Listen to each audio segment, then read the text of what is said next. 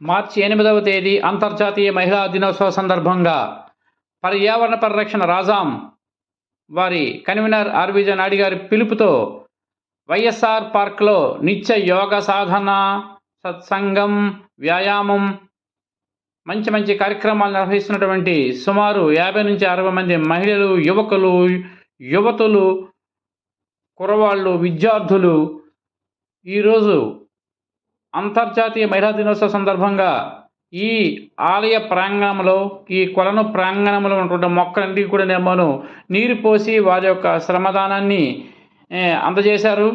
చాలా ఉల్లాసంగా, ఉత్సాహంగా అందరూ కూడా పాల్గొని కార్యక్రమాన్ని అద్భుతంగా విజయవంతం చేసి అందరికీ ఒక ప్రేరణ కలిగించారు. ఇదే విషయాన్ని కూడా భవిష్యత్తులో కూడా ఖచ్చితంగా కొనసాగిస్తామని, చక్కగా ఆవరణ మొక్కలన్నిటి కూడా చక్కగా పెంచి పోషిస్తామని ఈ విధంగా చెప్పడం జరిగింది. ఈ అంతర్జాతీయ మహిళా దినోత్సవ సందర్భంగా అందరినీ కూడా మహిళలందరికీ కూడా ఈరోజు శుభాకాంక్షలు తెలియజేయడం జరిగింది. వినాశ్రియ జననం నాస్తి, వినాశ్రియ గమనం నాస్తి, వినాశ్రియ జీవం నాస్తి, వినాశ్రియ శృతి ఏవం నాస్తి.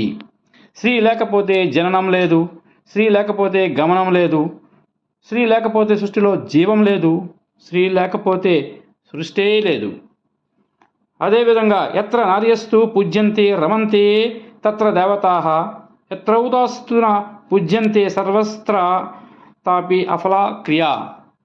ఎక్కడ స్త్రీ గౌరవింపబడుతుందో అక్కడ లక్ష్మీదేవి సుఖశాంతులు, సంతోషాలన్నీ ఉంటాయని కూడా ఈ విధంగా అందరి మహిళలందరినీ ఉద్దేశించి చెప్పడం జరిగింది.